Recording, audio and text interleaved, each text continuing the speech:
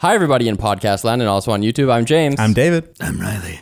And this is the Carpool Critics movie podcast, where today we are discussing Batman Begins. This is our first episode in our coverage of the Christopher Nolan Batman trilogy, which we will do not 3 episodes in a row, but spaced out, similar to our Marvel coverage. And don't forget about the spoiler alert for all 3 or just this one. We're going to do it every time. That's part of the format. As our fans know, they're so good to us. What?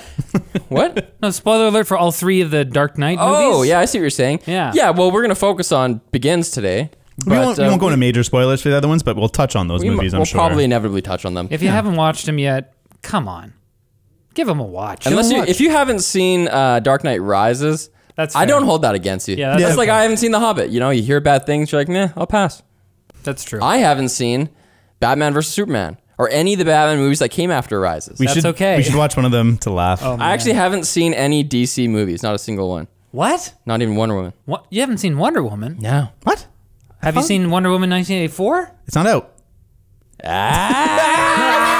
All right, David, what do you give this movie out of 10? Batman Begins is one of the best of what we've always had made new with old tricks. What? 8 out of 10. You're phrasing there. It's about as meaningful as the movie is. I need to, And think about I what you enjoy said. this movie quite a bit. The best of what we've had in the what did you say? One of the best of what we've always had made new with old tricks. So we've had Batman. Made new with Always. old tricks. Okay, There we go. He can tell us later. Riley, what are you giving this movie out of 10? All Batman's got to begin somewhere. And Batman Begins is where Bale begins his battening. But don't batten down the hatches to your eyeballs, because Batman Begins is the beginning of a great trend in comic book movies, even if it does rattle some cages in the process. So that's what that feels like. 8.25 out of 10. All right. I like that a lot. Okay. Not only did Batman Begins reboot the once mammoth franchise to an unprecedented height, solidifying Christopher Nolan's status as a versatile auteur in the process, it did it all without a single shiny leather butt close-up. Well played, Chris. Well played. Wow. I'm giving this 9 out of 10. 9 out of 10. I love this one. Goodness. Wow. It's been a long time. I think I might have only seen Dark Knight like twice ever, but I usually say that this is my favorite one. I think I like it more than Dark Knight. However, I'm open to the possibility of rewatching The Dark Knight now with my old man strength and seeing it in a new light. And we will. Yes. The funniest thing to me about this movie is the fact that Lauren, my wife, didn't know it existed. So she saw the other 2 Dark Knights.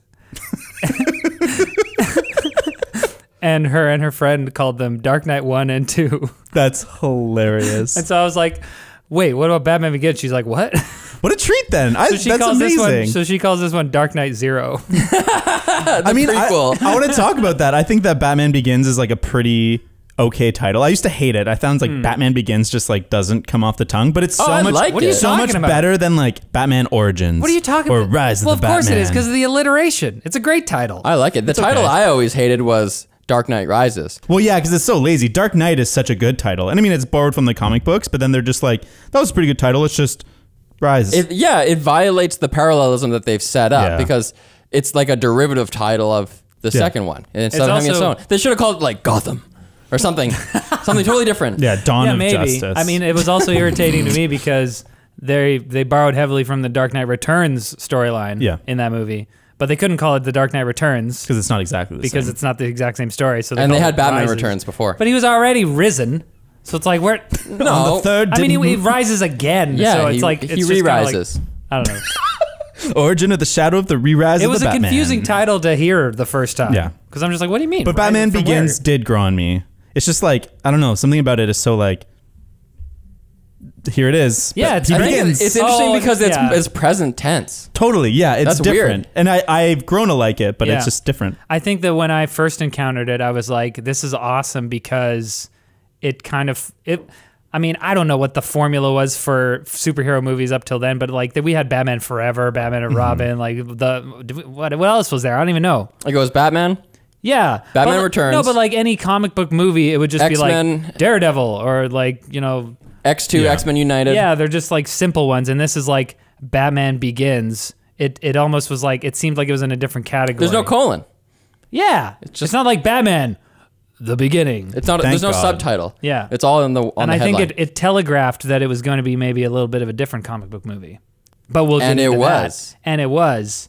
But first, Carpool Critics is supported by Manscaped, the best in men's below-the-belt grooming. I've never seen Christian Bale's pubes, but I bet that they are scaped. Woo-hoo! Manscaped offers precision-engineered tools for your Batman jewels, including the greatest ball hair trimmer on the planet, Alfred, the Lawnmower 3.0. time to cut the lawn. It's got a ceramic blade, 7,000 RPM quiet stroke motor, and even an LED light so you can do what you can see what you're doing. Get 20% off and a free batarang, just joking, free shipping with code CARPOOL at manscaped.com. You can also do what you're seeing. We're also brought to you by Private Internet Access VPN. PIA helps you hide your true IP address so you can bypass geo-restrictions and Ra's al Ghul censorship. You can connect up to 10 devices at once and includes an internet kill switch. Because Batman doesn't kill. Oh. Well, he does kill in this movie. If your VPN gets disconnected involuntarily. PIA is available for Windows, Mac, Android, iOS, and even as a goddamn Chrome extension in your Batmobile, so check it out at lmg.gg/carpoolcritics. Now, this movie came out in 2005, which is nuts. Yeah. Yeah, that was a long time ago. That really made me feel old because it perpetually feels like it came out 5 years ago. Yep. I was surprised watching it how much I felt like it was kind of an older movie. I was like, oh, this is kind of, there's some cheesy parts. Yeah, but I feel like it was still so trend-setting in a sense that even though there are the cheesy bits, there's so much in terms of style and tone that we're still trying to emulate today. Like the DC movies are still trying to have that like gritty, hardcore Batman. But the reason I brought it up is because it could be quite a long time since you've seen this movie. So, Riley, hit us with the synopsis to right. remind us. I'll remind you. The orphaned heir to a business empire, Bruce Wayne, travels the world, apparently beating up Asian prisoners who had nothing to do with his parents' death, until he's recruited by the mysterious Ducard to train as a ninja with the League of Shadows. But upon learning the League plans to destroy his crime-infested home, Gotham City, Bruce blows up their headquarters while saving Ducard's life. Bruce returns to Gotham where, together with his family's loyal Michael Caine and an experimental engineer from his company, Lucius Fox, he makes plans to fight crime by becoming something more than a man. Something elemental. A symbol that inspires the same fear that haunted Bruce as a child. A bat, or rather, the Batman. It becomes clear that Ducard, aka Ra's al Ghul, and the League of Shadows have survived and are planning to plunge Gotham into madness using a hallucinogen developed by the psychiatrist Dr. Jonathan Crane, aka the Scarecrow. The League burns Bruce's mansion to the ground, but with help from Bruce's kind of love interest, Rachel Dawes, and the last good cop in the city, Jim Gordon, Hell yeah. Bruce is able to stop the League's plot and doesn't kill Ducard, but he does leave him to die, so... Anyways, then the movie teases the Joker and Batman does the disappearing thing, so it's all good. I really liked the end of this movie because I was like, here we go. I have a couple issues with them, but I want to save them for getting into it later. I want to talk Fine. about the stuff that's good in this So movie. much good stuff. So I much was good. just going over my notes like 10 minutes before we started. I was like, damn, this is a good movie. I think it's so good. Yeah. Such a tight screenplay. So weird, though. In preparation for this movie, I watched Nolan's previous movie. I didn't realize that he'd only had really done Following, which doesn't like really count. And then the Memento, the big one he's known for, followed it up with Insomnia, which has damn Al Pacino and Robin Williams, huge, but it's Hilary Swank too, bro. not a great movie though. It's all right. It's kind of interesting. Yeah. But it seems like to get a Batman movie on the strength of that, like he really got on the strength of Memento, I guess. But it just seems kind of like a huge bet that they put on him. I mean, you can see there's like rough edges around this, and this doesn't feel like it's fully formed Nolan in the same way that The Dark Knight does. This still feels more formulaic, I think. And like there's like a little bit of like alternative presentation, like even the first act, how they're jumping back and forth through time. Yeah. That's such a Nolan thing. But I'd say overall, especially the finale, feels just like, yeah, it's another superhero movie. I felt that having not watched it in a while, but like watched, some of Nolan's more recent stuff, obviously, like this one, it did kind of surprise me how formulaic it was at parts. I mean, there are definitely times where I was like, man, this is pretty cheesy. Like this is definitely a Batman movie right now. I mean, the fact that he can't turn his head is just like fine. Visually, it's like I remember not caring about it at all when I first saw the movie, but like seeing it now, I'm just like, man, it looks kind of dorky. Yeah, and I think that even the idea of having like a shadowy league of ninjas that are behind everything, that every major change that happens in history, it's like, it's totally fine in a comic book movie, but it does start to feel out of place because I think Nolan is elevating Batman out of comic bookiness. And so that dichotomy of like, okay, cheesy shadowy ninjas versus kind of grounding it into the real world. It doesn't seem that cheesy to me. That sounds cool. I like that idea. I'm not. I'm saying on the whole, it doesn't feel that way. But there are just like certain parts where you're just like, ooh. I agree with you there. I just yeah. don't agree with David that League of Shadows is cheesy. I think it's kind of a cool thing.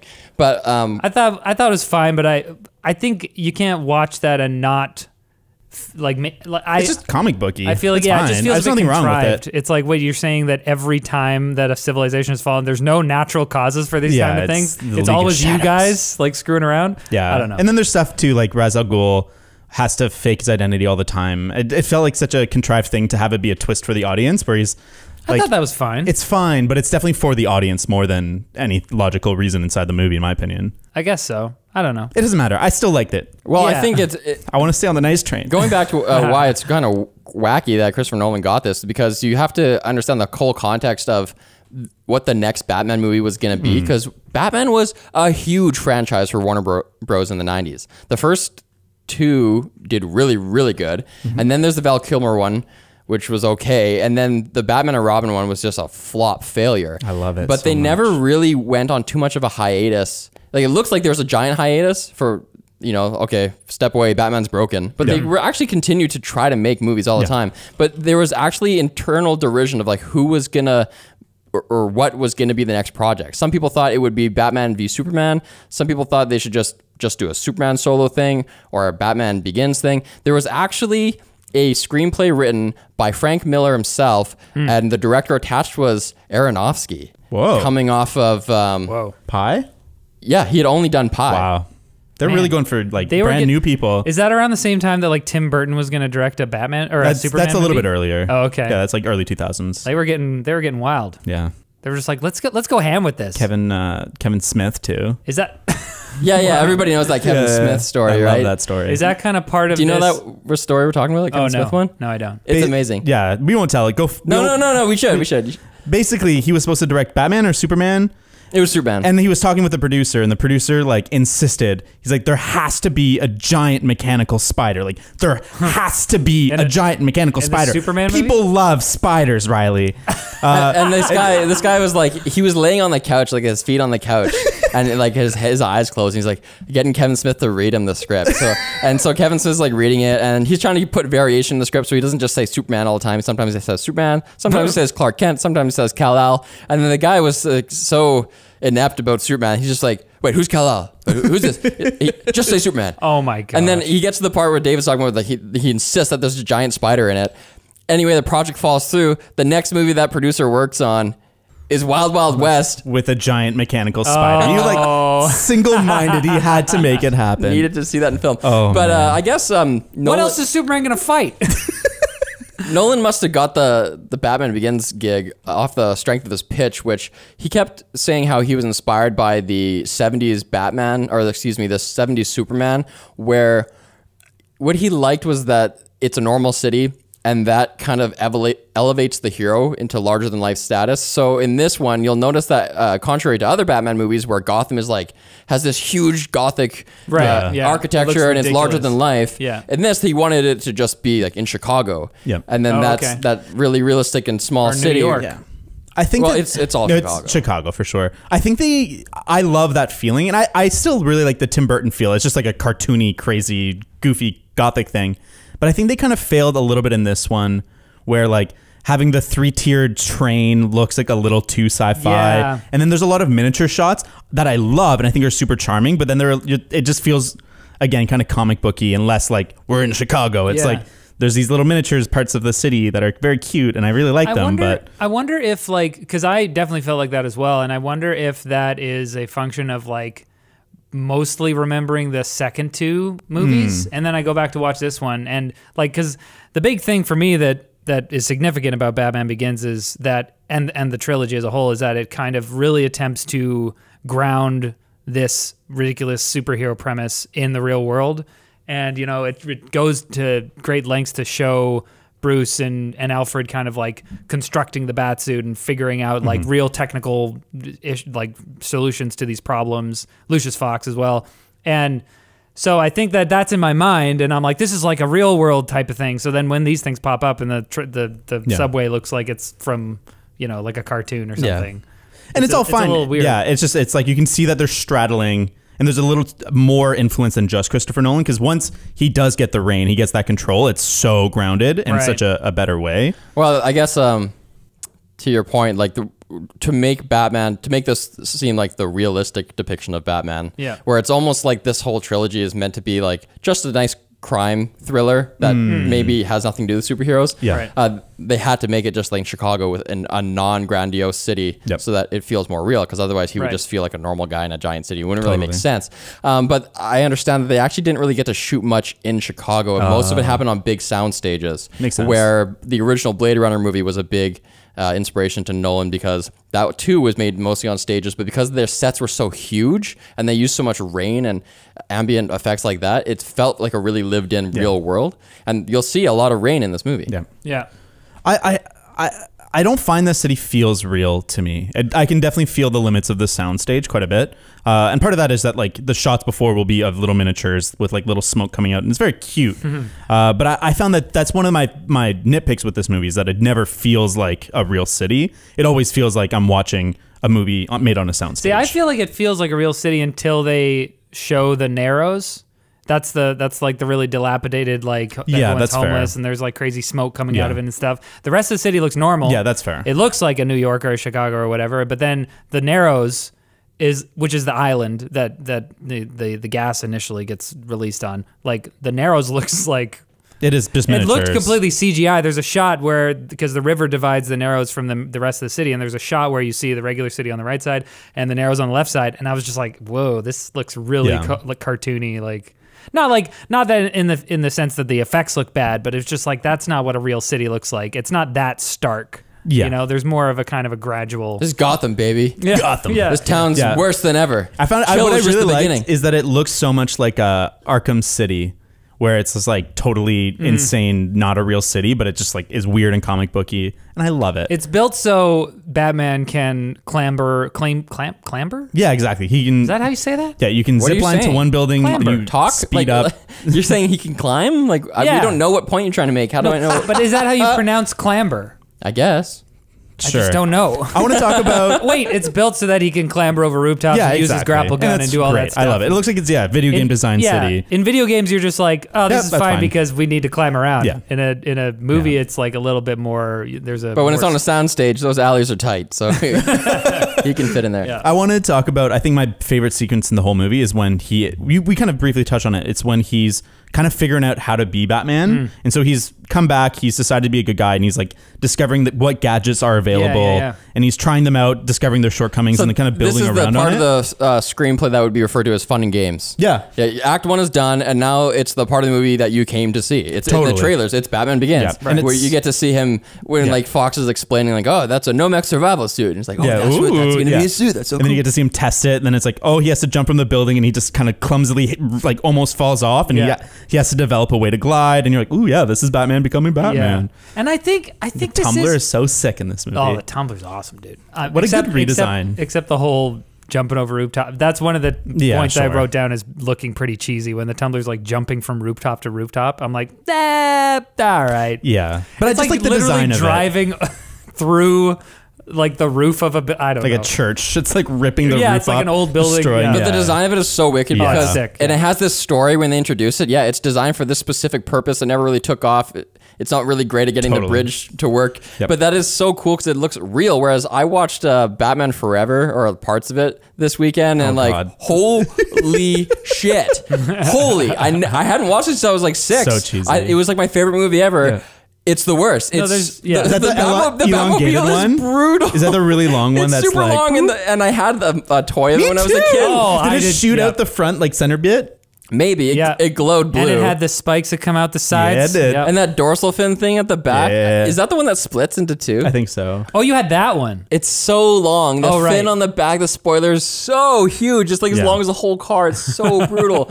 The amount of artifice in that movie. So when we were doing Hereditary, Yeah. I was researching and I keep hearing Ari Aster refer to artifice in movies. Mm-hmm. And I was like, what does he mean by that? And it clicked for me when I was watching Batman Forever because I was like, this is not real. Yeah. Nobody talks like this, dresses like that, looks like that. The world is not like that at all. That car is stupid. And it was just, there's so much artifice. There's no attempt to ground it in like a real world thing. It's just like, we're telling this story and you have to suspend your disbelief for a lot of these things. It's like a cartoon. It is the opposite of cinema verite. It is like Baz Luhrmann, like, it's like vaudeville. It's like Nicolas Cage should be in that movie. Right. Yeah, and it's not, I wouldn't say it's like necessarily a good or a bad thing. It's just a thing, and it's like either you're going to like it and you're going to engage with it or not. Yeah. Like, I think that artifice is best when it is disguised. So like I think that Marvel did a great job with that, where the first few movies they try to kind of explain all the mechanics and things. They try to do the Batman Begins thing,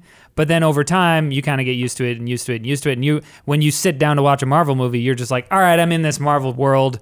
They've kind of tried to explain things already, so now I'm just like, all right, I'll take for granted that they I can think though shoot that you can lasers. embrace the artifice. You just have to actually embrace it. It's when you're kind of caught somewhere in the middle where you're like, we're making a good movie. We're making a cinema verite, something that's supposed to feel real. Yeah. And then it asks you to suspend your disbelief in a way that doesn't work. Well, yeah, and I think that's fine. But like movies like Scott Pilgrim is all artifice. Totally. And it works because it's doubling down on Absolutely. that and then using that to evolve what artifice could be. Yeah. Maybe it just didn't age well. Well, but Maybe. I think that's maybe why Batman Forever doesn't work for me. Like I do not like those movies, Batman and Robin or whatever, because The Schumacher one. there's like half. It seems like they're half trying to not have it be so artificial. So I'm like, okay, go one way or the other. You know, go for Batman Begins, where they're like, this is in the real world. Totally. Or go for Scott Pilgrim or like Sin City or something, Yeah. where it's just like so stylized and so silly that you're like, all right, I'm not trying to do this in my head. You know, That's the thing. I think my favorite of that era of Batman movies is the first one because it's kind of like got a cool tone or whatever.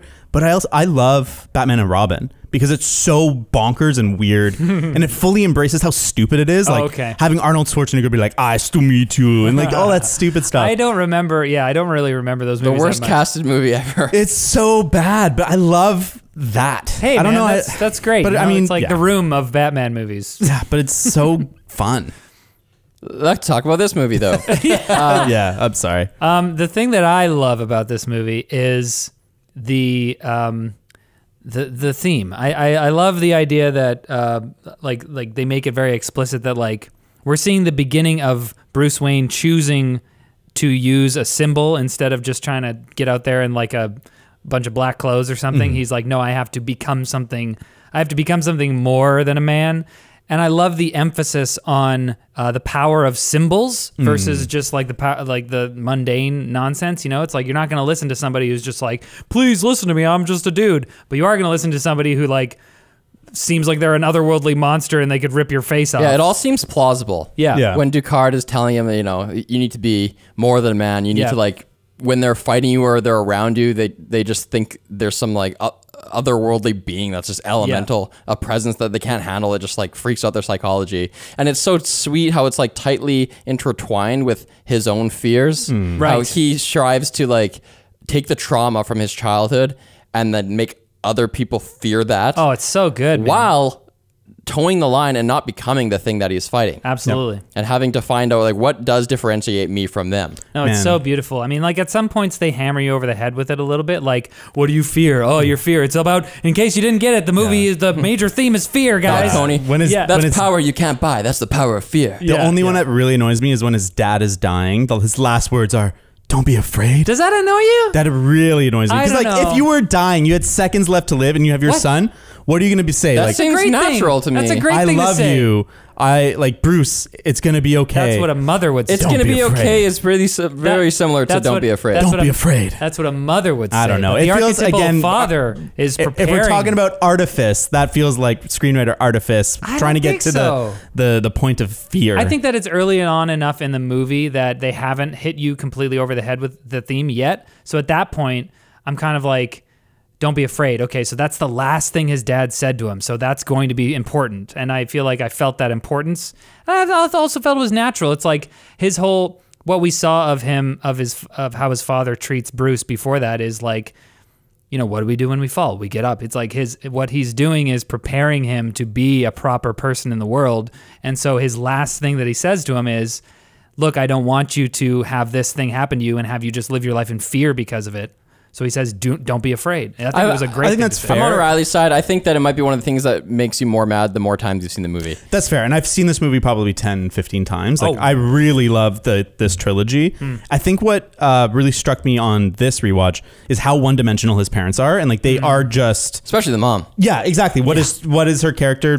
Just exists to die for Bruce Wayne. And that's fine. Like, there's only a certain amount of minutes in the movie. But then having him speak that line, I think only goes to further accentuate their one-dimensionality. One thing so- that I loved what they did though is how they like tie his greatest fear, which he wants to weaponize, is the bats, right? Right. But the bats have nothing to do with his parents' death, right? And so the Sort his of, death. because the opera... This is what I'm getting Oh, at okay. though, because Sorry. the death is ultimately like what galvanizes his whole arc, and it's tied to the trial with Chill, which is where we kind of enter the story. That's sick because we can't start the movie when he's 8, so that has to be a flashback. So starting at the trial is the perfect place to start. But the way that they tie, if they're going to be using bats when he's an adult, then the bats need to be tied to the trial. If they have to be tied to the trial, they have to be tied to the death of his parents. Okay, well, how the hell do you do that? It's when he's at this opera, the opera players are kind of dressed like bats, and he has flashbacks from the trauma he experienced from the bats. So suddenly the bats are in this scene, and that was just so elegant so that you can keep the bats present throughout the whole movie. I guess so. I didn't feel that was that intricate, but I mean, if it works, then it works. It was only on this rewatch that I realized that was like essential that they do that. If they hadn't, if he was sitting in the theater and was just like, I gotta pee, can we go? Like it would all fall apart. Oh, Yeah, I yeah, get yeah. it. Has to be uncovered. The reason- he's afraid in the theater of that's the what bats, gets his and parents. that's why Yes. they leave. Yeah. Gotcha. And that's why he feels guilty. Yeah. Totally. Yes. Absolutely. He feels responsible for their death, and it's all tied to the bats again. If he hadn't been afraid, that's what he says to Alfred after. If I hadn't been afraid, they wouldn't have died. And Right. He blames himself. I think that the flashbacks were also really cool to see this time because I don't think we've in Batman media in the past we haven't seen a ton of like, and I'm not talking about like these super old comics. They may have explored this in a comic book run or two or something, but in the movies for sure, we hadn't seen up to this point like more of pre-Batman Bruce Wayne, kind of like a younger Bruce Wayne, and that was really cool to see. Both him as a child and then him like as a young adult, and then him when he left and then returned for Chill's hearing, and like we see him in that dark place where he thinks that revenge is the answer, right? He's like, oh, okay, I'm going to avenge my parents by killing Chill, and I thought that conflict is really interesting, and then Rachel can have that conversation with him where they talk about justice versus revenge, and it's like how those are very different. Some people think they're the same, where it's like something wrong has been done, and so you want to do something proportional to the person who committed the crime, but that's not justice, that's revenge. Well, I think the whole movie has kind of a tone of, or a theme around kind of the temperance of morality and like kind of like understanding the gray zone, which is ironic in the sense that Batman's so black and white in some ways, but Right. this Well- movie, Ra's al Ghul is the black and white one. He's like, criminals are evil, they must be killed. Yeah. We start fresh, that's it. And I like that this movie, even though it's more, I think it states more its kind of theme around fear, it spends the time to be like, hey, like this is why Batman is special, is that he has an understanding of criminals. He has an understanding of the morality behind it and a little bit more of the gray zone. It's cool that Rachel's not clearly in the right when she talks. Like when that's Act 1.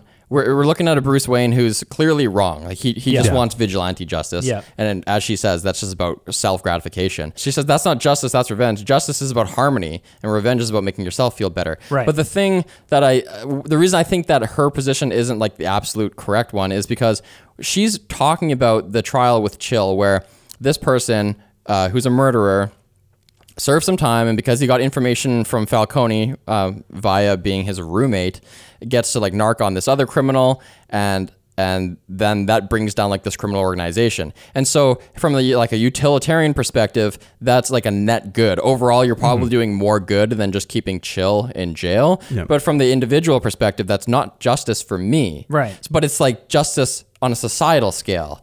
So I think that if she is, if her position there is weak, I think it's just because she has to summarize it so quickly.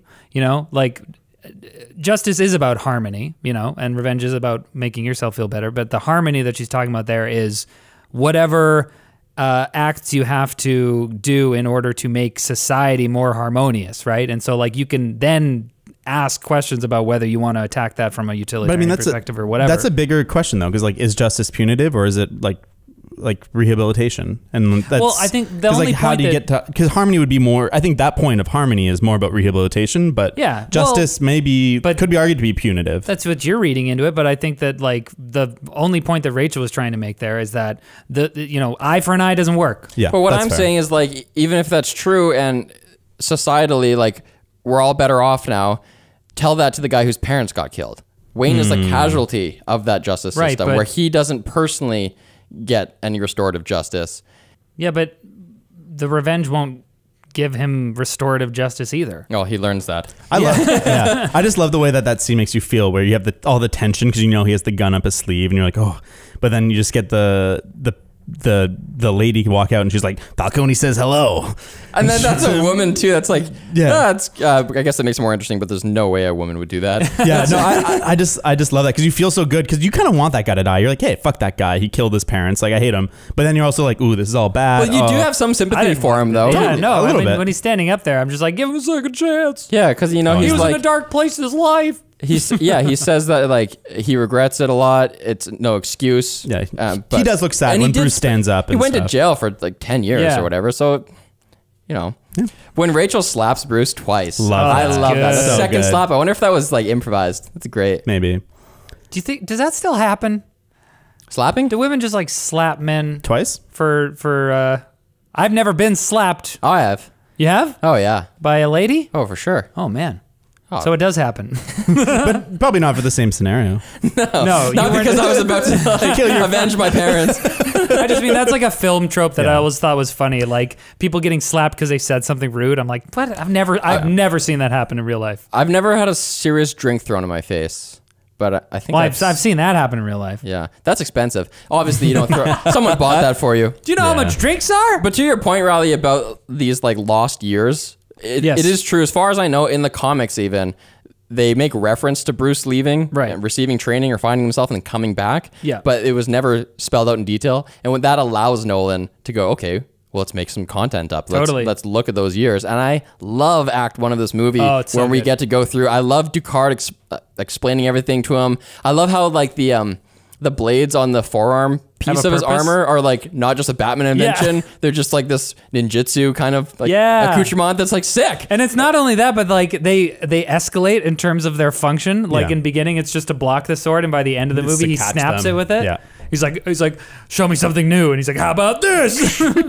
Cheesy moment, But I love it. but I love it. The only moment for me that's cheesy, really, in this movie, because you do have to keep in mind you are watching a superhero movie. Totally. So for lots of stuff, Well, whatever. Yeah, but okay, go ahead. The only thing that for me is cheesy is in the beginning when he's fighting Ducard on the ice, and he's like, "Oh, always mind your surroundings," and he just like does the weakest little Tap. clank on the Yeah. ice with his sword, and That was Bruce so falls. cool. I loved that. But it's just such a weak clank. no, it's but it's because he's sacrificed the upper hand for sure footing. He should have had to pound it a little better. Yeah.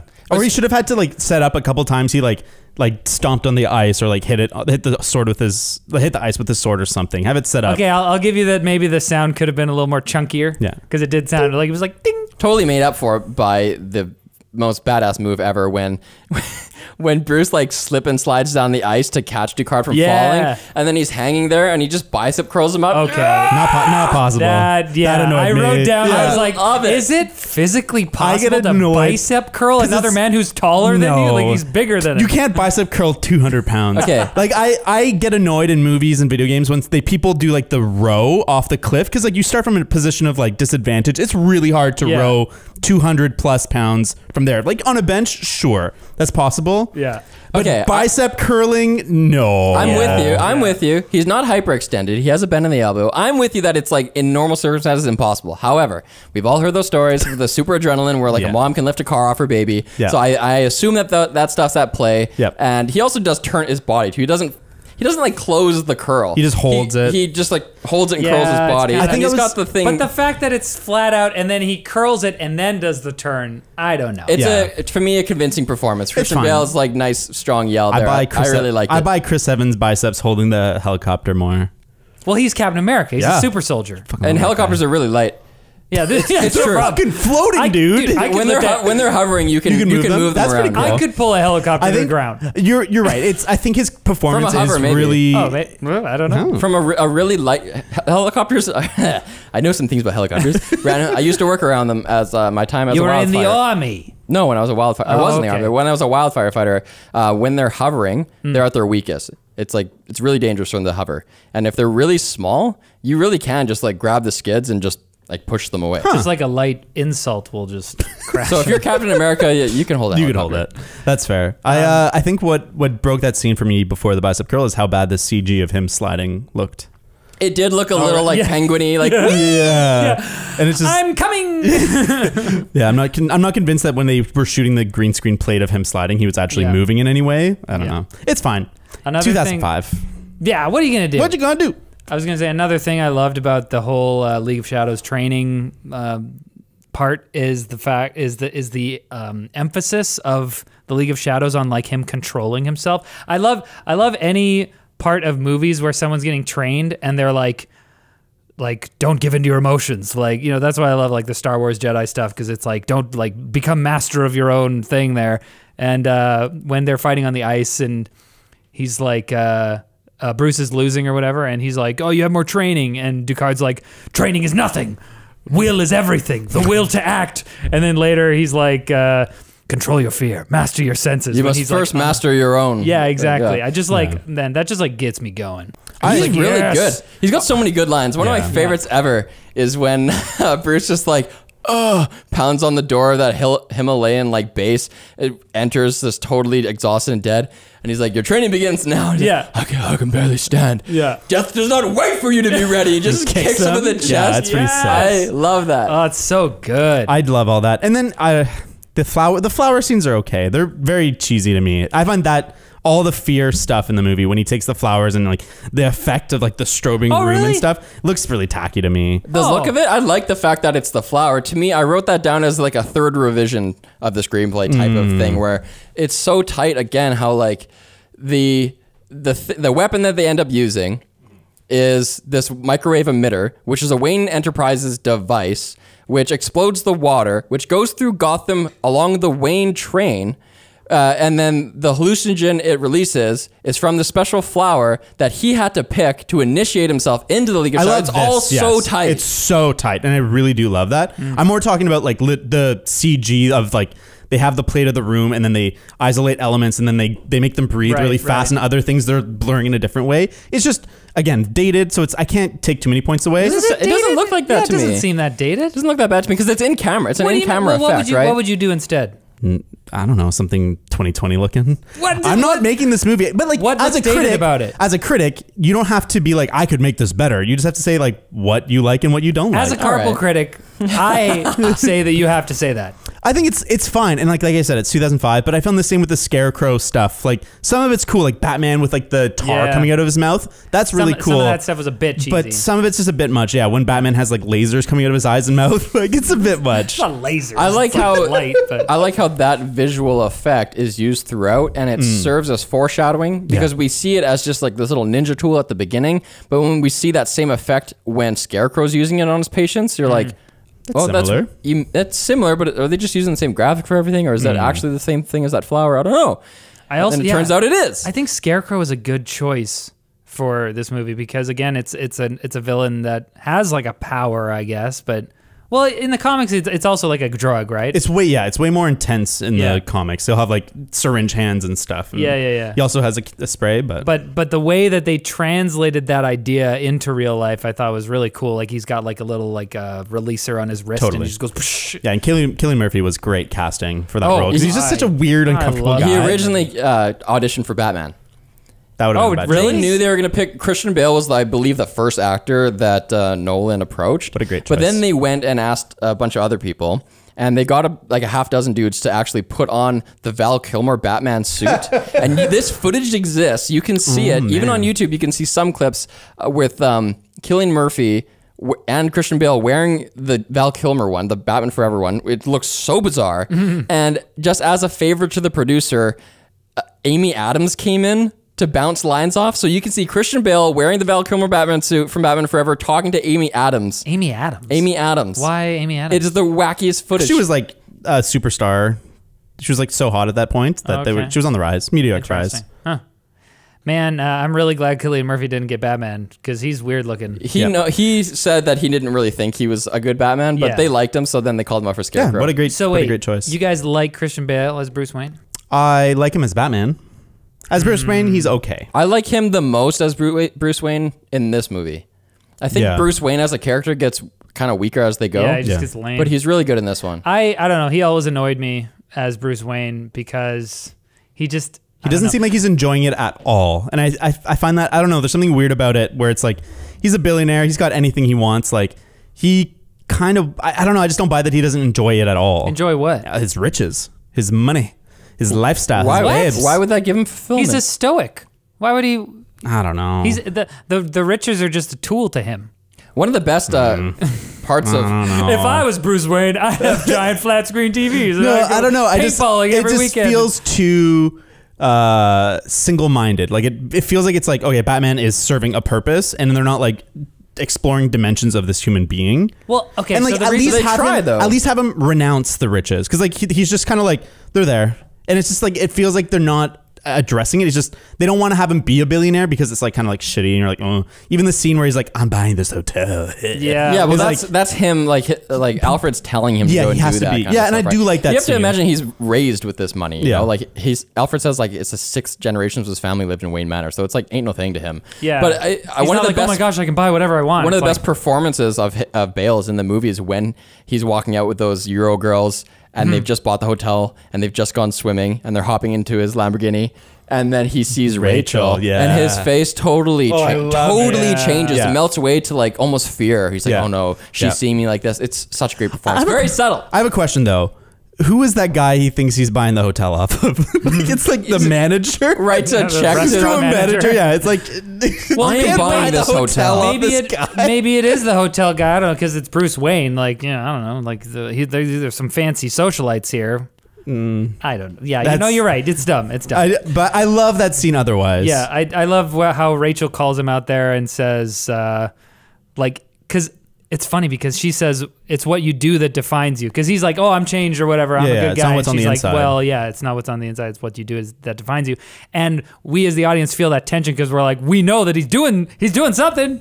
He's trying to be, he's Batman. Like he's trying to help the city, but like outwardly now your close friend who's in on the joke like doesn't know that.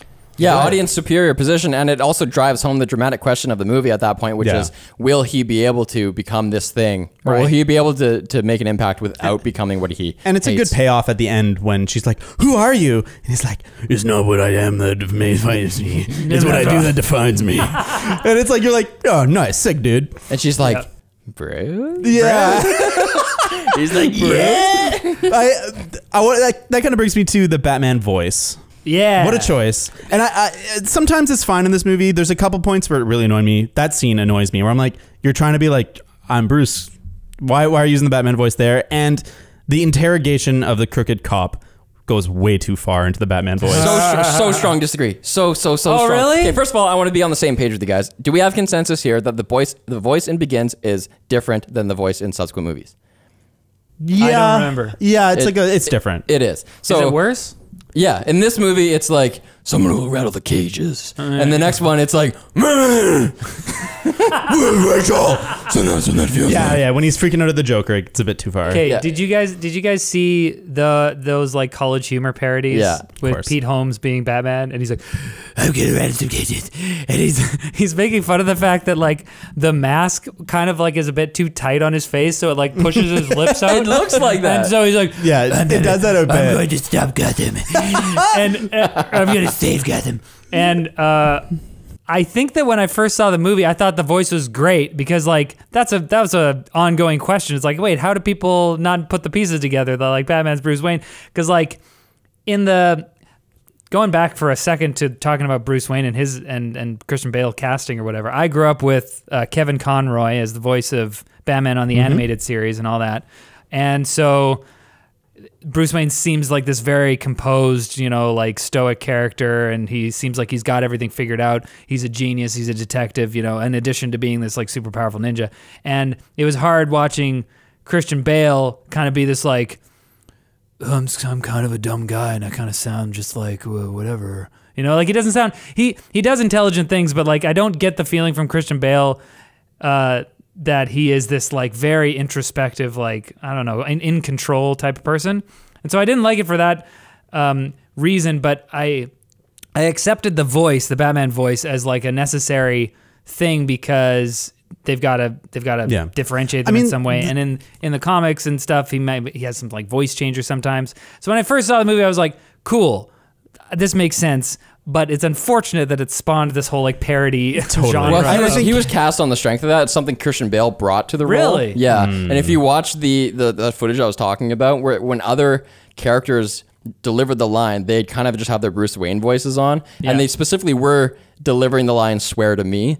And even Christian... Swear to me. Swear to me. Or what are you saying? Yeah. Swear when he, I swear to God. Yeah, he goes, yeah. Swear to me. Swear to me. Yeah. And Christian Bale delivered it in that demo audition thing. He delivered it way more chill. But of course, as David says, when you get to the movie, swear to me. Yeah. And I loved it. I'm I glad. still love it. I'm glad. I love it because it's the first. It's like in the fun and games section, he's just become Batman. Yeah. He is just this like boiling vat of anger and hatred that he like finally, now I've got my symbol, I've got my character, I'm finally allowed to like beam this out to the world, and he kind of just goes overboard with it, and he's and the delivery of it, take it or leave it if you think he went too far. For what it is, he does it so well because he zips this guy up by his ankle, he's hanging upside down, and I believe him, man. His eyes are just rage. You can actually see the muscle around his mouth and lips like twitching before he says it. He's just like, He's mad. He's upset. Yeah. it's so awesome. I'm upset. I think it's hard. It's one of those things that's just really hard, and it's not the fault of the movie that we've had so many parodies of it that you're hyper aware of the voice at all times. And I think you're right. In this movie, they didn't actually go that far compared to the later movies, but it doesn't matter because it's so part of our cultural like knowledge that nobody can watch this movie Did and people not think parody about it after this one though? Or was it only after Dark Knight? Probably more after Dark Knight, because this was a success, but Dark Knight was like a huge success. And the voice is so It was much probably, better. obviously Or the parodies, bigger, especially them knowing that there was another one coming. I feel like, that's true. I feel don't like in know, that delivery when he yells at the guy, his face must have just been covered with spit. Like it was covered in rain. Yeah, he's lucky he had the rain. I think I'm a bit with David on that because I don't, like I said, I don't love Christian Bale as Bruce Wayne, so I feel like him doing this sort of like gravelly down here voice. It's like you, even when I do that, you can hear like a trace of my real voice. Yeah, it's not deep enough. It's not deep enough. Like you can't do it. Yeah, you need like a big heavyset guy, James Earl Jones, to really like. And if someone Darth Vader Batman, Darth Vader Batman, or like I don't remember what Ben Affleck did, but like he was. He kind of did mild version of it. He was like, "Swear to me, swear to me, swear to me." If there was like a big guy. Like the hulking kind of guy, like we see like Frank Miller's art or whatever, like, and he was going like, swear to me, like you'd be like, whoa. Well, that's what they were going for with Christian the Ben Affleck Bale. one, because he was like kind of tank, and they gave him like the thick armor when he was fighting Superman. Yeah, but those movies suck. Back to the good ones. Man, this Batman kills cops. Huh? He runs over that cop car and kills those fucking cops. He doesn't kill them. You cannot run over the driver and passenger seat of a car and not kill He them. shows them alive. Don't those cops have a line after he does that? Yeah. No. Yeah, they do. They're the ones who say like, Tank. Before. They're like, what's model and make? And they're like, oh, it's a black. And then it rolls over the tank? cop car. No, that's after that. So what happened to that car with people in it? They ran away. There's no way. I know you weren't watching this fully. You were doing something else while you were watching the movie, and you didn't notice. But what was that cop car? The car that gets rolled over, the people are fine. No, he kills cops. I love the fighting. I might be the wrong. fighting style is sweet. No, it's not. You don't like the fighting That's the style? worst thing about this movie. What? It's Okay. like a lesser version of the Bourne movies. I'm back and forth. It's so tight and shaky on like single hits. It's so hard to connect with the action. That's not what I meant. Oh. What I meant is the martial arts they use. Okay. The fact that it's like prison fighting, lots of elbows and like really tight. That's totally cool. Small movements. I love that. And I think brutal like movements. when they actually like go back a step and they let you see a little bit more, I think you're right. It's great.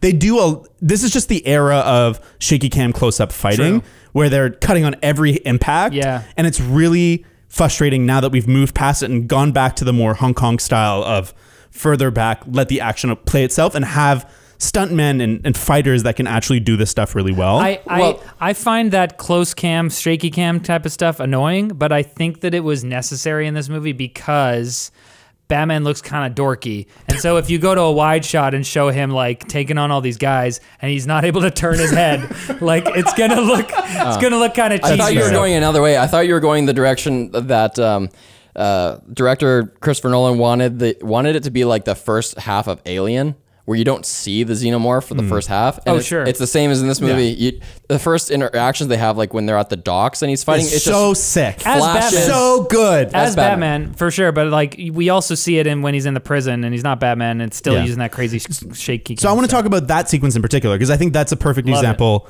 where he's doing the Batman thing, but you're seeing it from the perspective of the henchman, and he's just Absolutely. like one disappears at a time, and he's just like, "Where are you?" Yeah.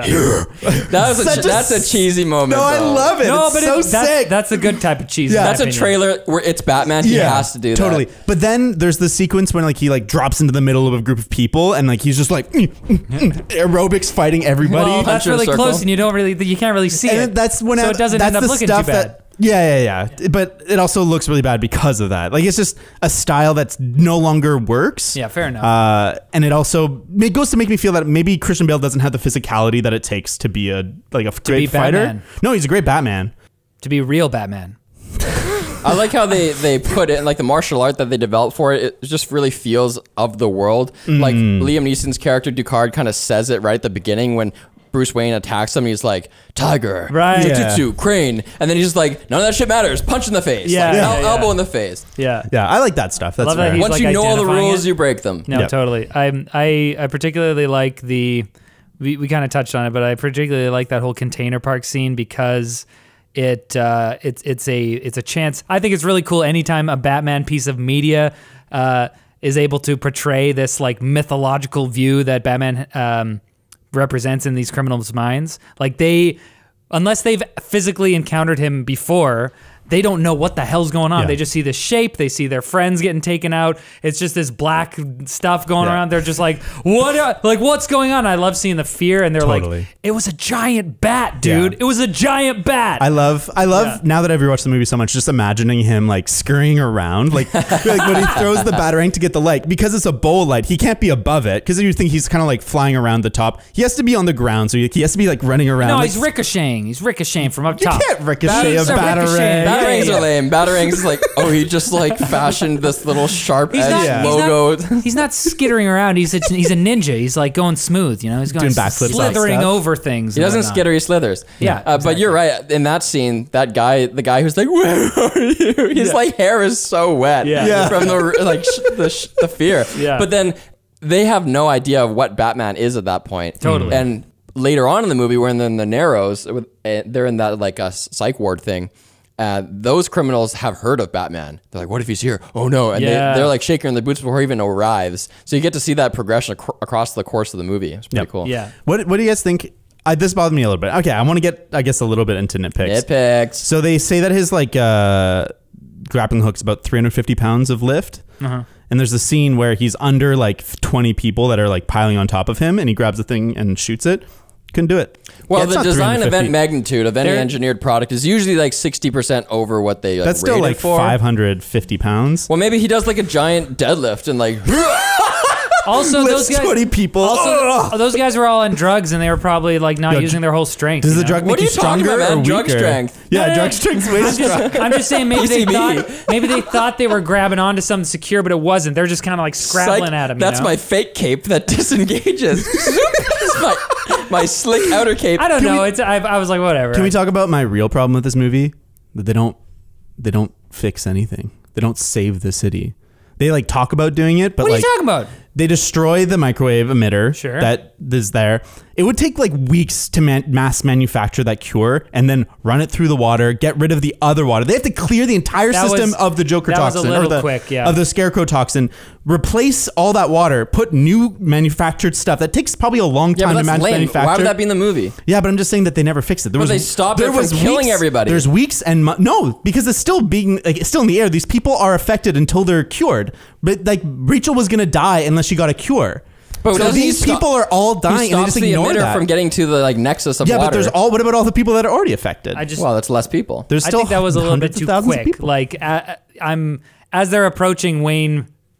There's another cheesy part there, but I'll get to that. As they're approaching Wayne Tower or whatever, and all the gas is coming up, and boom, boom, boom, boom. I'm just like, yo, this city is dead, man. Yeah. Like all this gas is going everywhere. Like it's gonna be so like they're destroyed. They'll probably destroy the city before they get the thing out. Yeah. Absolutely. Well, and there's lots of shots of like the gas going by cops and stuff, and because it's not what the movie wants to do, they're fine. Like the commissioner gets gassed, and Yeah. he's just like, "We need some help out here." I'm actually surprised because it's like, from what we see of how people act on the drug, we don't see a lot of like horrible things happening in this movie. Yeah. It does some really quick cuts to somebody, and I was actually taken aback because like there is a really quick cut of somebody like biting someone's ear Yeah. off, and I was like, whoa, that's a little rough for a Batman Yeah. movie, but like.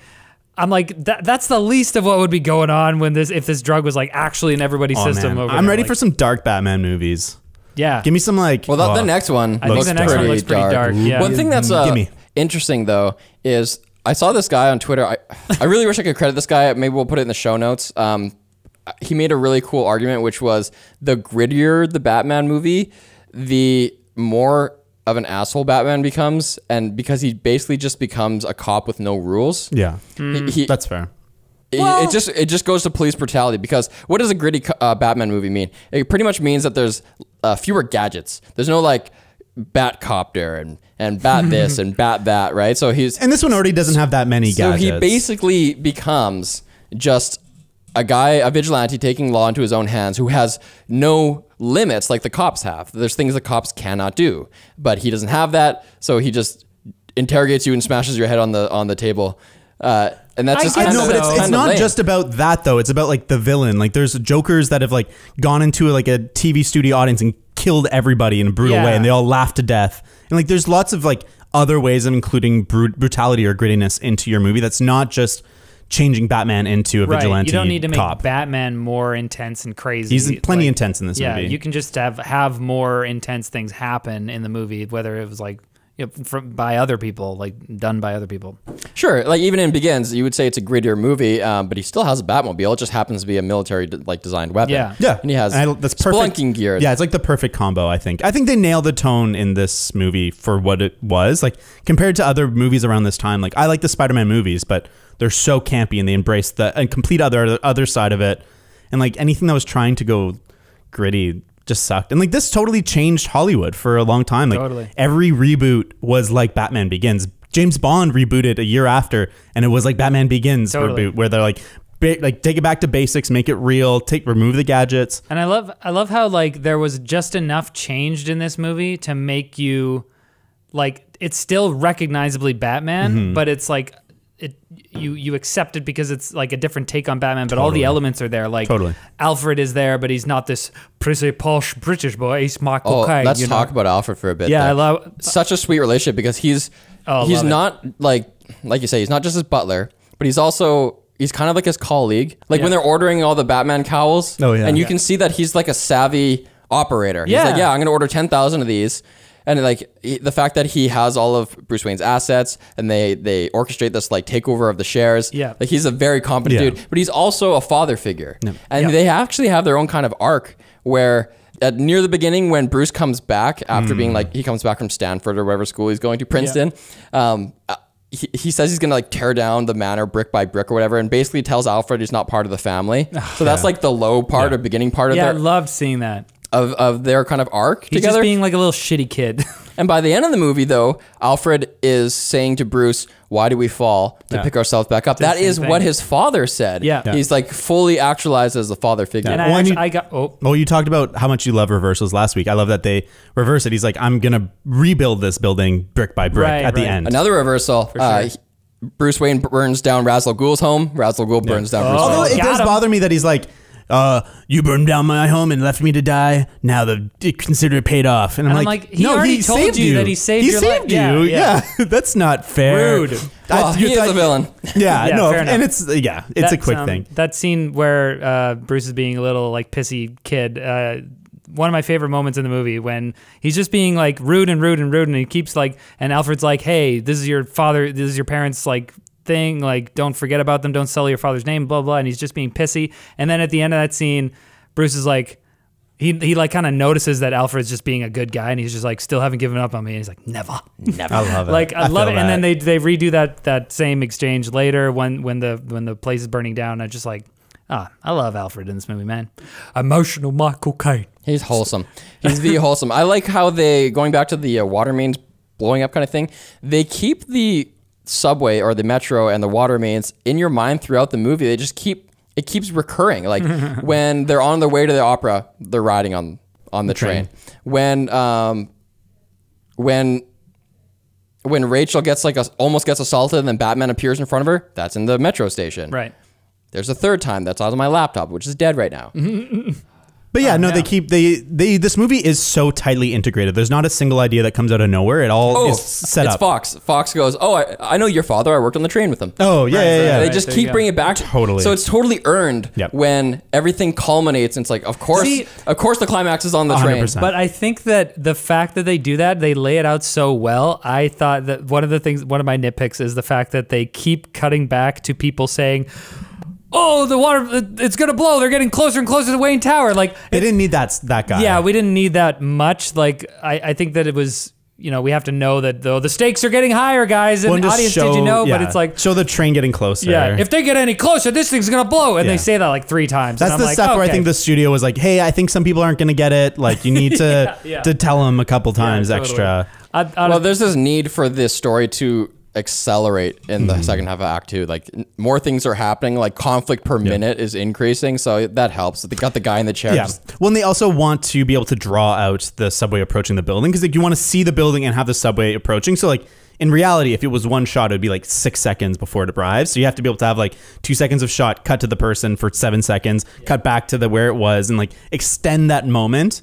So it's fine, but it's Are we goofy. doing nitpicks? That's what we're doing, right? Yeah. Fuck it. Do you guys like King Joffrey in this movie? Yeah. Who's that? I didn't He's watch like Game of one of the main Thrones. villains in Game of Thrones in the first couple of seasons, and he's a complete and utter piece of shit. He's the boy in this one that Batman like throws the thing to. Oh yeah, okay. But he's great in that. He's Yeah, cute the in kids this. won't believe me. Yeah. Here, have a priceless and totally rare, unique item. yeah. That part always kind of bothered me. Batman Yeah. gave me this. Like, sure, dude. Yeah, You there's like, just a found radio, that? dude. Yeah. What did he give him? What was it? It's like a night vision Yeah. goggle thing. It's pretty sweet. But it Here's a probably had a nip. bad insignia on it. I wonder if he's like they wanted to maybe originally set him up as like the first Robin or something. Why does maybe. why does taste. Ra's al Ghul, the fake one, clap like this? Sideways. He's thinking for a camera. He's just Because claps it so shows weird. because it shows as these exotic and mysterious. Oh, they clap like that in his culture. Guys, look what Ducard taught me. Who are these people that he's getting to fake being himself? I just find that whole setup a little bit silly. Wait, what do you mean? So who are these men that Ra's al Ghul is getting to pretend to be him? They're the part of the League of Shadows. What do you mean? Who does he pick to be What the kind next of Ra's al answer Ghul? do you want? What are you man? talking about? Okay, we know that the League of Shadows soldiers are like an international group. Yeah. As soon as he walks in, you see like Asian descent ones, a black one, all sorts of different people. Like presumably they get soldiers from around the Yeah. world. Yeah. And he obviously recruits them. Yep. By the way, do you think that he's like when he recruits Bruce Wayne, he's like headhunted Bruce Wayne because he has this plan that he wants to take out Yeah. Gotham, and they end up using the Wayne Enterprises microwave emitter. He like thinks that Bruce Wayne will be instrumental.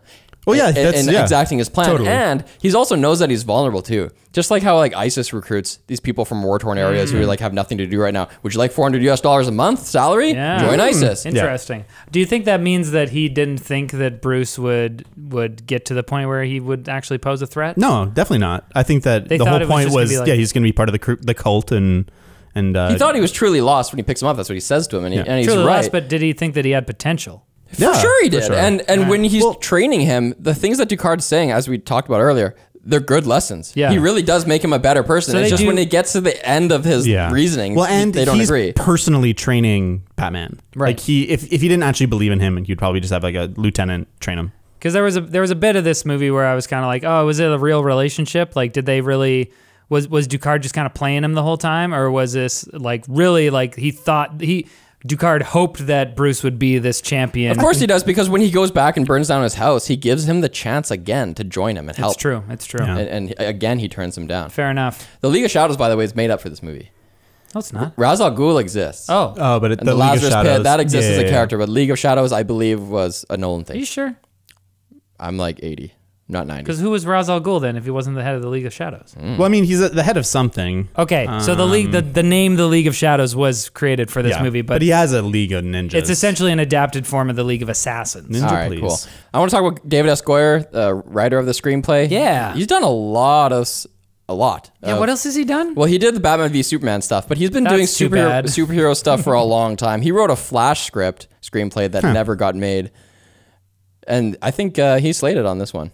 Yeah. Oh, this is incredible. It's mind blowing to me that the same guy that wrote this wrote Batman v Wait, Superman. but Batman v Superman had a different person on there too, didn't they? Oh, Yeah, there's- Chris Terrio. Yeah. It was Chris Terrio and David S. Goyer, and Chris Terrio went on to write The Rise of Skywalker, which was horrible. So Chris Terrible. I guess Chris Terrio is the bad person out I mean, of the you duo can't there. say David that. Goyer What are you also- talking about? No, you can just write bad scripts. Not everything you're gonna write is gonna be a banger. Like Jonathan Nolan, he wrote Terminator: Dark Fate.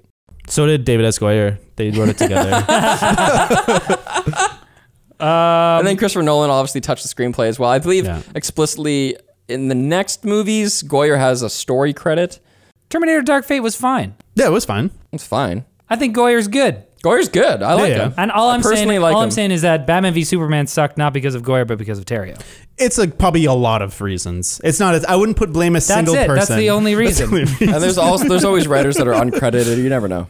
I do want to talk about the DC universe at some point. I have so Okay. much to say. What I do you need have to to say? talk about it. Oh, we can talk about it later? Yeah, another time. Are we gonna have do- to watch like are we gonna a do, bad Batman movie? Are we going to do Batman v or Justice League Redux or whatever it's called? The Snyder Cut, maybe. Maybe we should probably do the Snyder should when Cut. it releases. Does that I guess. require like pre-watches? Like Sorta. like Infinity War did? Should I have No, to it's watch? more like Avengers 1 where like you can get it. Like there's enough character building within that movie that you can understand it. You're going to definitely miss jokes, but I've seen all of them and they all suck. So like who fucking cares? Yeah, if you're thinking that you're missing out by not watching DC movies, no. The only one Well, is no, I don't know that. I don't think that. the only one that's good is Shazam. Shazam's I haven't seen pretty- Shazam. I've heard that. It's pretty good. But that's the thing is that it's not great. It's pretty good. No, fair enough, but like now I'm like, do I want to put in the time to watch Shazam? Like, is it? Yeah. Well, It's 'cause- fun. It's heartwarming, and it's got actual good like message and like great That's characters. fair. It's worth it because it's fun. But I think part of what makes comic book movies so great to me and like worth watching is the fact that they are part of this larger universe. And I think when like, I as a society, I think we're past these kind of one-off movies Totally. that aren't part of a larger thing. And maybe they keep coming. I Well, don't just want that, listen. though. Just listen. Like in the 90s and early 2000s and stuff, we had a bunch of these movies One-offs, where yeah. you got like Daredevil or whatever. Spawn. Yeah, like Elektra. Are you specifically talking about comic book? Green Hornet? Yeah, Green Hornet. Because there's like amazing movies that are just one-offs. No, but comic Like the in- comic like book in movie. Inception. No. V for Vendetta. James, please. You don't want a sequel. How little do you think of me? I'm only talking about comic book movies. Like, if I'm gonna go watch one of these like superhero movies, it's This like, better culminate to something 20 movies well, from now. it makes me. It's a deterrent to me if I know that it doesn't really lead into. That's so anything else. interesting. I think I'm the opposite, where like the knowledge that there's so much else I'll have to watch to get it is so frustrating. I would way rather just be able to watch one movie and really enjoy it. Well, I think what it represents to me is kind of a dead end. Like, because comic book movies and superheroes in general, like once you watch one and it's really good, you want more, right? Yeah. You can watch like a one-off movie like Inception and be like, I'm okay if they never make a sequel because this was fine. Yep. But I'm not like so attached because Yeah. superheroes function as analogs of the audience, right? They're power fantasies, they're aspirational characters. So we map onto them. So when the movie's over, you're like, I want more with Well, this. The journey yeah, has to continue. That's totally fair. And especially superhero movies, we got so many origin movies. And when you only do a one-off movie, it's going to have to be an origin movie. And Right. like, I'm sick of those. I think want that actually reminds me of something I really liked about this movie. Tell me about it. One of the things we criticized a lot of the Marvel movies for is cool origin story, villain kind of sucks, kind of Yep. tacked on. I didn't feel like that in this movie, and it's because the villain is completely integrated to the origin story. 100%. Yeah. The villain is the guy who trained you. That's awesome, and it totally worked. The only movie we get like even close to that, I think, is the first Spider-Man movie where the villain is like his love interest's dad, so he's kind of there throughout. Yeah, a but it's little. not as neat and See, I didn't even like that character that much. Willem The Dafoe. Vulture.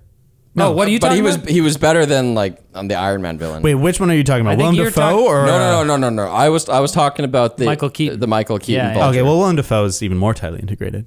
Yeah, I like that. He's a good villain, and Yeah. that's a good story. In terms Talk about like born to play a role. Willem Dafoe was born to play the Born Green with a Goblin. goblin face. Absolutely. Oh man. Maybe DC screwed up because they saw Marvel success and they're like, wow, look at that. You can have these team up movies that are really awesome and they make a lot of money. So then they made all these like singular movies with the goal of teaming up. Whereas Marvel was like, well, let's see if we can make a superhero movie and make money. Yeah. And if that does well, we'll make another one. Well, and- and then we'll cross them over. Yeah. Yeah. The second movie in the DCEU is a team up movie, and that's Yeah. the big part of the problem. The second movie is Batman v Superman, Yeah. and then they went and did like an era of single movies, and all the single movies are like they're fine, like They're okay. Yeah, they're like 5s and 6s, like they're not whatever. They are what they are. Yeah. But they pulled the ripcord way too fast. Batman v Superman should have been like 6-7 movies in. Totally. The way that I see it, there were a few missteps here. They started a lot later than Marvel, so Marvel had a head start, and people Yeah. were kind of like, okay, Yeah, we're I've okay seen with this. this universe here. B, they didn't have like a one like unifying vision. I know that Marvel didn't have that right from the get go, but once they kind of got this momentum with these few Yeah. movies, they were like, all right, we got to have a vision here. We Yeah, got to. and they started writing for Yeah. the 5 movies down the road. Do they have a Kevin Feige? Well, they have Zack Snyder. They had I think for a bit there, they were trying to have Jeff Johns be Oh, the okay. guy who is like a prolific and well-respected DC Comics writer. I see. And then I think the other thing was, bringing on people like Zack Snyder. Well, he and became like giving the cornerstone of the series I know. somehow. And he made Huge such mistake. bad fucking movies. He made like Sucker Punch. Okay, hold on. Don't be so hard on Zack Snyder because, okay, first of all, his debut movie, as far as I'm concerned, 300, was like revolutionary. Aged poorly, Wait, victim of its own success, yeah, but yeah, 300 yeah. is sick. 100%. I loved 300. Watchmen, I know David doesn't really like it, but I like it. I like loved it. Watchmen. I think the thing that makes 300 and Watchmen and Zack Snyder's early movies good, though, is not the strength of their plots and characters and all that stuff. It is the visual spectacle. It's just taking a comic book and making Those it are into both a- literally the just adaptations as well. Yeah. adapting a comic book so well to the big screen. Because that's what Watchmen is. It's just frame by frame recreation of the comic yeah, in a movie. but we didn't need with that. a better ending. Yeah, I agree. in my I agree. opinion. We didn't Because, yeah, need- the big squid monster would be weird. Yeah, fair enough. We didn't need literally the comic on the theater, which is what we got on the theater screen. We needed a movie based on this universe, Yeah. which is what Marvel did so well, 100%. and Star Wars should have done. Wow. They should have adapted the expanded universe. I'm excited to talk about Batman, or Dark Knight. DK. DK, Donkey Kong. I'm intimidated, man. I gotta study it. yeah, it's worthy of something. Spoilers. I'm ready to find out if it's gonna be an 8.9 or 9.1. Well, I think now that you've done a lot compared of to my 9. screenwriting, like you've read a lot of screenwriting books, you'll have a different appreciation for some of the art in The Dark Knight. Right. Because they're very different movies, even though they gel really well together.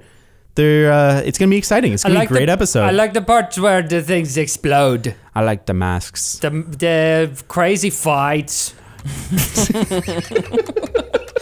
All right, that's going to come up, I guess, maybe 3 to 4 weeks from now. And I think in the meantime, we talked about doing maybe some Coen Brothers stuff. Oh, right. Ooh, I was listening to some Fargo stuff recently. I'm like, Love maybe I Fargo. want to watch Fargo again. So good.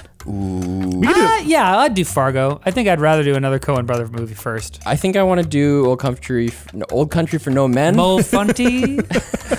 Linus wants to get on here again. We've talked about doing Mortal Kombat. Combat. Hell yeah! Gosh, Mortal Kombat. He can be our once in a while bad movie guy. Let me bring Linus on. Just for the when we terrible talk about movies. Horrible Batman and movies. Robin. Yeah. Okay. That's See you it. later.